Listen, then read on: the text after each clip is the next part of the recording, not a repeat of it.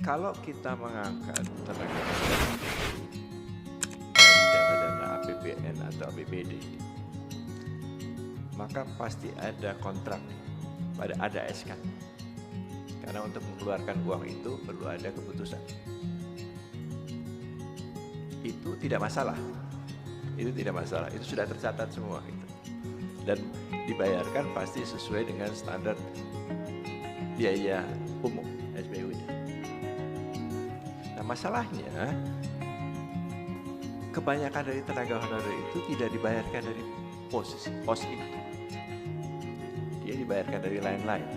Bisa dari anggaran belanja barang, gitu ya, outsourcing, atau bahkan banyak sekali dari anggaran-anggaran dana taktis OPD, potongan SPPD, iuran staf di unit kerja, itu banyak sekali yang seperti itu.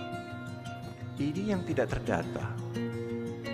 Jadi kalau dibayarkan dari uang sumber dana itu, pasti tidak ada SK-nya. Pasti tidak ada SK-nya. Karena tidak ada yang berani memberikan SK. SK-nya SK, ya SK masing-masing. Itu pun juga tidak ada SK dinasnya. Ketika diminta mana ada slip pembayaran gaji, tidak ada. Semuanya informal semua. Nah, ini yang ingin kita benahi. Kenapa? Karena mereka membentuk forum asosiasi tenaga honorer dan banyak event organizer. Jadi event organizer ini muncul setiap menjelang pemilu. Berbondong-bondong datang ke DPR, ke Menpan, ke Kemdagri, BKN. Kami sudah honorer 10 tahun, Pak. Kenapa tidak ada perhatian pemerintah? Nah, ini menjadi masalah. Berbelas-belas tahun. Karena saya sudah menangani tenaga honorer ini sejak tahun 2005. Selalu begitu berulang seperti itu. Jadi kita coba selesaikan 2005, ada lagi. Selesaikan 2009, ada lagi. Selesaikan 2014, ada lagi. Selesaikan 2019, ada lagi. Terus menerus. Dan selalu janjinya ini yang terakhir. Nanti 2009 ini yang terakhir, ini yang terakhir. Terus begitu. Nah, kita ingin oke lah, coba bisa tidak kita selesaikan ini selesai di 2024 ini. Nah, tentu ini perlu kesepakatan bersama, perlu kerjasama bersama. Dan saya setuju tadi Bupati Bandung mengatakan ini masing-masing daerah perlu punya roadmap. Itu yang kami ingin sebetulnya. Roadmap berapa sih kebutuhannya? Ini kebutuhan ya, bukan keinginan. Karena kebutuhan dan keinginan itu berbeda. Kebutuhan itu ya sesuai dengan beban kerjanya berapa. Kalau keinginan bisa lebih dari itu. Karena kalau lihat data-data dari Kemkes saja, ABK-nya itu harusnya 500, tapi usulannya 1000. Jadi 2 kali lipat. Nah, ini yang mungkin kita perlu sepakati dulu. Jadi membuat roadmap, termasuk juga roadmap kalau ada beasiswa dari pemerintah daerah kepada masyarakat untuk pendidikan lanjut. Kita punya yang dari Papua, Provinsi Papua, ya Pak. Apa ya? Provinsi Papua kita minta. Itu ada, karena mereka lulus sekolahnya di luar negeri semua. Jadi kalau mereka kembali nanti tidak ada pekerjaannya, lebih repot lagi. Jadi data-data itu sudah ada pada kami, sehingga ketika mengalokasikan farmasi itu sudah dengan menghitung mereka ketika kembali ke Indonesia. Ini dokter dan lain-lain bisa dilakukan seperti itu.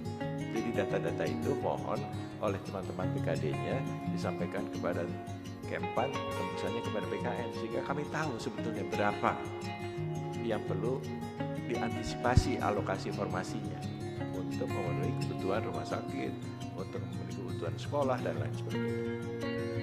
Nah, untuk yang masa kerja 5 tahun, mungkin sementara ini diisi saja begitu Bu. Tapi tentu nanti di data-data Kemkes ya itu pasti ada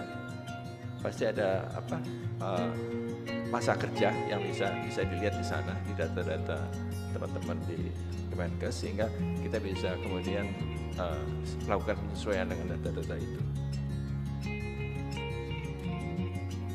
Yang terakhir mungkin bagaimana kalau ada yang kosong, formasi kosong, tidak ada yang lulus atau tidak ada yang mendaftar. Yang pertama kami lakukan adalah melakukan optimalisasi. Kalau ada jabatan-jabatan yang sejenis lebih, itu kita akan pindahkan. Misalnya begini, ada 3 puskesmas di satu daerah A, B, C. Formasinya katakanlah 3-3-3. Di puskesmas A yang lulus ada 6 dokter. Di puskesmas B ada 2 dokter yang lulus. Di C hanya 1. Nah, kita penuhi dulu yang 3 di puskesmas A. Kemudian yang sisa 3 ini kita akan bisa alokasikan ke puskesmas B dan C. Jadi kita akan lakukan optimalisasi begitu.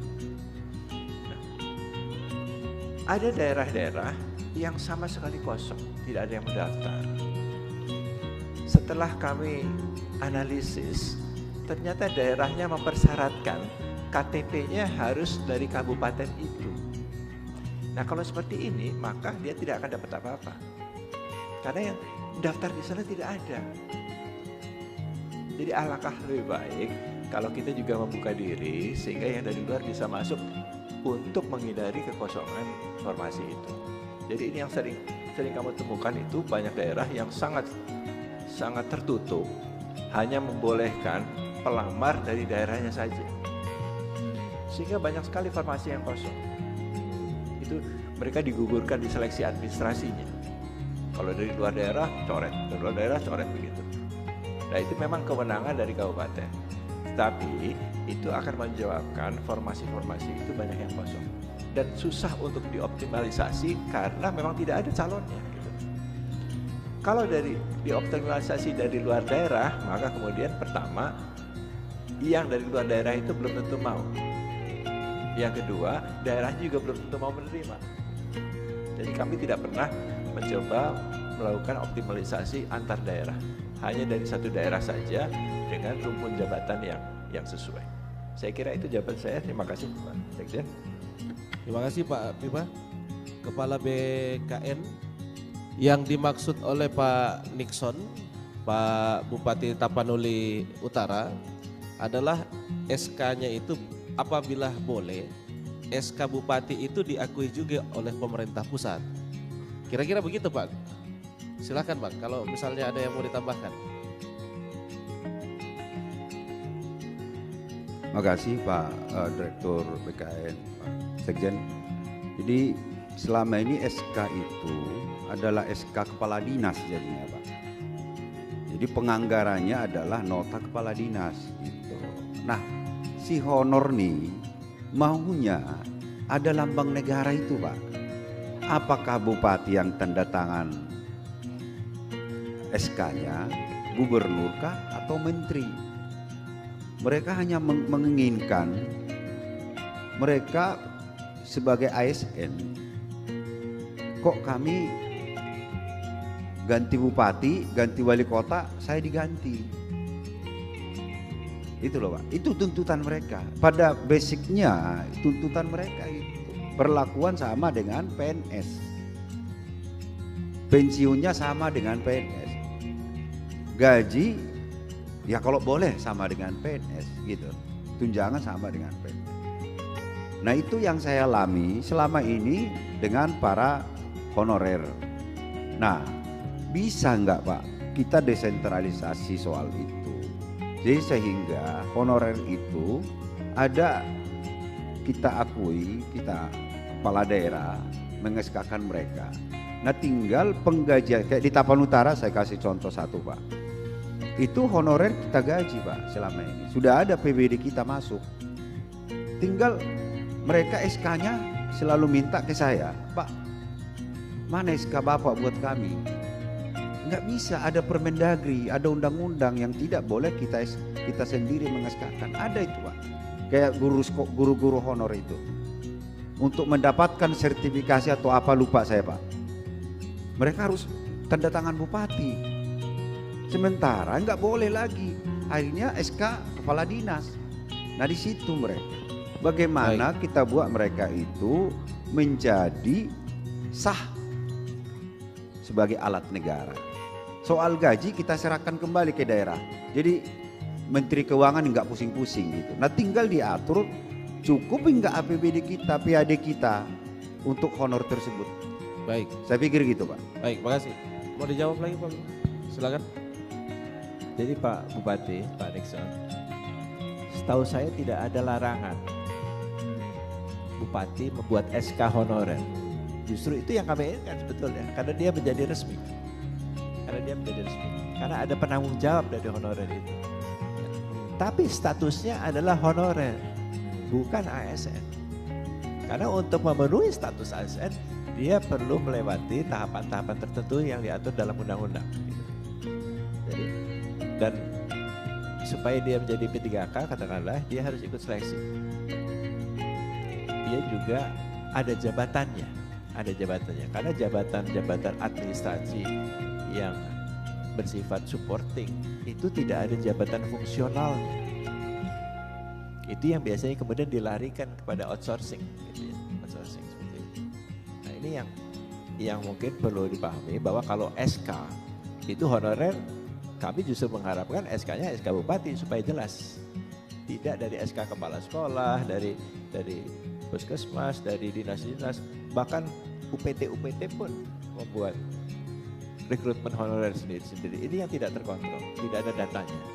Nah kalau SK-nya Bupati pasti akan jadi satu gitu ya.